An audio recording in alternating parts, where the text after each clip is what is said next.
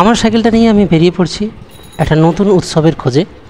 সেই উৎসব আমাদের গ্রামেই বসেছে। আমি সেই উৎসবকে আপনাদের সামনে তুলে ধরার জন্য পৌঁছে গেলাম গ্রামের নবীন নোয়া হাট প্রাঙ্গণে। গিয়েই দেখি আলোর ঝলমলে একটা পরিবেশ, আর সেই পরিবেশে অনেক লোকজন ভিড় করে আছে। নমস্কার, শুভ সন্ধ্যা। দুর্গাপুজো এখনও শুরু হয়নি, কিন্তু আমাদের গ্রামে উৎসব শুরু হয়ে গেছে। নবীন নোয়া হাটে বসেছে মেলা, আর সেই মেলা আপনাদের ঘুরে দেখাবো আজ। চলুন যাওয়া যাক।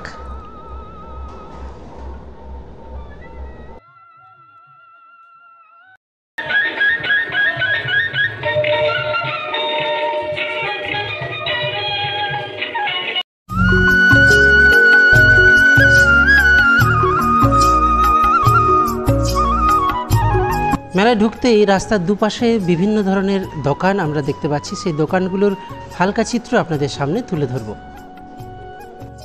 মেলায় বসেছে বিভিন্ন রকমের স্টেশনারি দোকান, গলার মালা, কানের দুল, আর তার সাথে বেতের বুনো ধামাকুলো ইত্যাদি, যা গ্রাম বাংলার এখনও সেই শিকড়টাকে বেঁধে রেখেছে। সন্ধ্যাবেলা টিউশন ছুটি করে কিছু ছেলেমেয়েরাও এই মেলাতে ভিড় জমাচ্ছিল। এই মেলাতে বসেছিল রং বেরঙের জুতো, আর সেই ধরনের রং বেরঙের জুতো পরে দুই বোনের আইসক্রিম খাওয়া দেখে আর একটি ভাইয়ের জীবন যুদ্ধ বা জীবন সংগ্রামকে উপলব্ধি করে আমরা বিভিন্ন ধরনের খেলনার দোকানে ঘুরে বেড়াচ্ছিলাম, উপভোগ করছিলাম, ফিরে পেতে চাইছিলাম আমাদের শৈশবটাকেও। মেলা মানেই খেলনার দোকান, আর মেলা মানেই আর্গুমেন্ট, দরদাম করে জিনিস কেনা। আর আমরা এরকম একটা দোকানে পৌঁছে গেছিলাম, 7 টাকায় হরেক মাল। সেই 7 টাকা যাই কিনবেন এখানে 7 টাকা। আর এই দোকানদার দাদার হাতের কাজ দেখে আমরা ওখান থেকে চলে গেলাম কিছু খাবার উদ্দেশ্যে। কত করে ঘুগনি আপনার? 10 টাকার ঘুগনি। ঠিক আছে, দিন 3টে প্লেট দিন। আজকের সন্ধ্যায় এই কাকিমার প্রথম খদ্দের ছিল আমরাই। হাঁড়িটা খোলা মাত্রই গরম মশলার একটা গন্ধ নাকে এসে লাগে, আর উনি হালকা হালকা করে বেড়ে দিচ্ছিলেন এবং তার উপরে শসা, গাজর, পেঁয়াজ দিয়ে ডেকোরেশন করে দিচ্ছিলেন। তো প্রথমে মেলায় ঢুকেই ঘুগনি দিয়ে স্টার্ট করবো। এক্সট্রা একটু মশলা আমরা নিয়ে নিচ্ছি। আমার সাথে জয়েন হয়েছে মাত্র সৌরভ আর আমি আজকের মেলা পুরো এক্সপ্লোর করবো। ঘুগনি দিয়ে আমরা স্টার্ট করছি।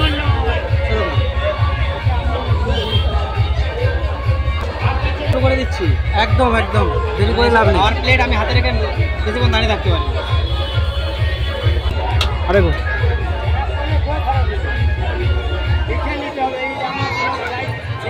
কেমন লাগছে সৌরভ? ঘুগনিটা অসাধারণ লাগছে। অ্যাট ফার্স্ট হচ্ছে যে এই ঠান্ডা একটু ওয়েদার আছে, তার মধ্যে গরম ঘুগনি আর মশলা, পেঁয়াজ, কাঁচা শসা আর সিক্রেট মশলা, জাস্ট অসাধারণ, একদম মশলাই বৃথা।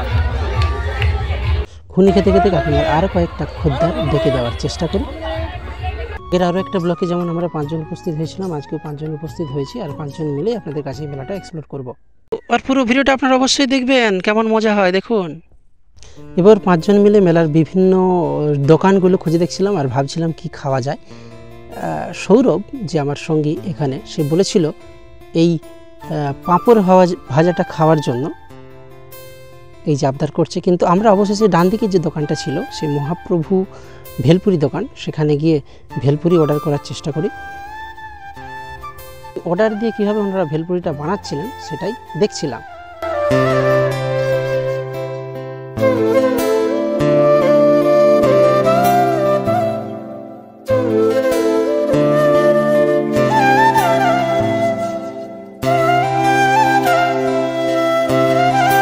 ভেলপুরি পাতে চলে এসেছে, আর কোনো খাবার যদি আমার হাতে চলে আসে আমি সেটাকে আর তর সরতে পারি না, তাই গরম গরমে মুখে পুরে দিচ্ছিলাম। কিন্তু জিভের মধ্যে এতটা গরম লাগছিল তাই ভেতরে ঢোকাতে পারছিলাম না, কিন্তু কোনোভাবে ভেলপুরিটা পুরে নিই। মেলার প্রায় পুরোটাই দেখা আছে। এবার কি খাবে সৌরভ? কোন দোকানে যাওয়া যায় এবার? ওই দোকানটায় মোমো রয়েছে, মোমো বা ললিপপটা চেক করলে কেমন হয়। আচ্ছা চলো যাওয়া যাক।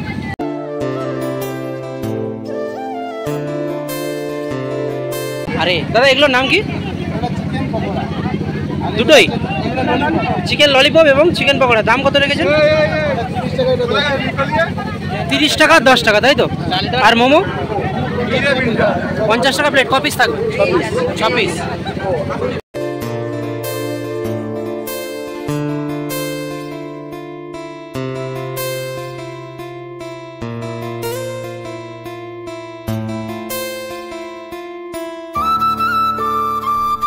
পুদিনা পাতার সস দিয়ে মোমো খেয়ে আর মোমোর স্যুপে ঢেকুর দিয়ে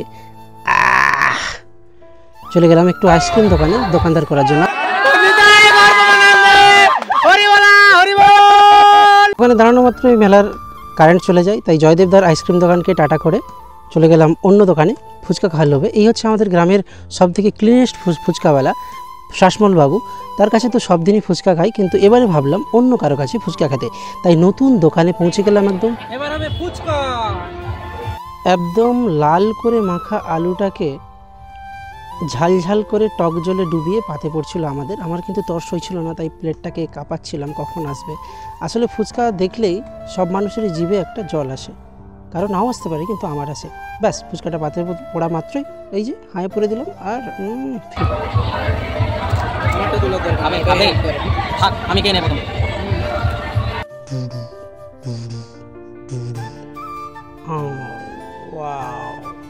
ঝালঝাল ফুচকা খেয়ে এবার জিভটাকে একটু ঠান্ডা করার পালা, তাই সবাই আইসক্রিমে কামড় দিচ্ছিল। আর সেই ফাঁকে আমি মনটাকেও শান্ত করার জন্য বিভিন্ন জোকস বলে তাদেরকে হাসাচ্ছিলাম।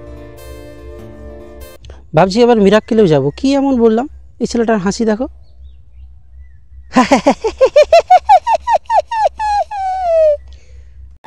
এখানে বসেছিল বিভিন্ন যন্ত্রাংশের দোকান, আর দাঁড়িয়ে দাঁড়িয়ে এবারে বোর হচ্ছিলাম কি করা যায়, তাই এই কাকিমাদের আর্গুমেন্টগুলো দেখে একটু মজা নিচ্ছিলাম। তারপরে ঘুরে দেখলাম আরও কিছু দোকান, যেগুলো বইয়ের দোকান, হাতে মেহেন্দি করা যাবে সেই সমস্ত দোকান। আর আমরা এখান থেকে ঘুরে দেখছিলাম যে এইবার মুখরোচক কিছু খাওয়া যায় কিনা। পেয়ে গেলাম পাঁপড়ের দোকান। পাঁপড় আর মেলা, এটার মধ্যে যে একটা সম্পর্ক, যারা মেলায় আসে, যারা পাঁপড় খান তারাই বোঝেন। তাই গরম গরম পাঁপড়কে ভাজিয়ে আমরা হাতে হাতে একটা করে পাঁপড় নিয়ে পাঁপড়ে কামড় দিলাম। একদম পরিষ্কার তেলে ভাজা পাঁপড় শেষ।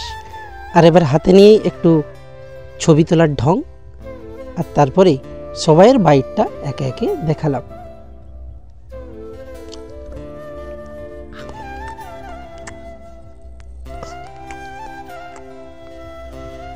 পাঁপড় আমি খাচ্ছিলাম, আর অপোজিট থেকে সৌরভের মজাটা দেখুন। আমি একদম অবাক। এরপর এগরোল দোকানে শুধু এগরোল ভাজাটাই দেখলাম, খেলাম না, কারণ এরপরে আর খেলে পেটের অবস্থা পরের দিন খারাপ হয়ে যাবে। এগরোল দোকান থেকে ছাড়িয়ে রং বেরঙের ঝিকিমিকি আলোর দোকান, খেলনা, ফুলদানি, চীনামাটির ফুলদানি আমরা দেখে দেখে, আর এই ভাইয়ের এগরোল খাওয়াটা দেখেই নিজের মনটাকে ভরিয়ে নিলাম। আর এই যে আরও এক কাকুর লোহার বিভিন্ন এবং ঘরের গৃহস্থালির বিভিন্ন যন্ত্রাংশের দোকান। আর যে জন্যই মেলা বসে, এই সেই মন্দির, বড় বাবার পূজা অর্থাৎ প্রতি বছর বিশ্বকর্মা পুজোর দিন এই মেলা এই হাট সংলগ্ন এলাকায় বসে। আর লাস্ট পাতে মিষ্টি না হলে কেমন চলে, তাই মুগে জিলাপি অর্ডার দিয়ে লাল লাল একদম তুলতুলে মিষ্টিগুলো মুখে পুরে দিয়ে আজকে আমাদের মেলা এখানে শেষ করলাম। আর লাস্টে একটু সায়েন্স এক্সপেরিমেন্ট করলাম।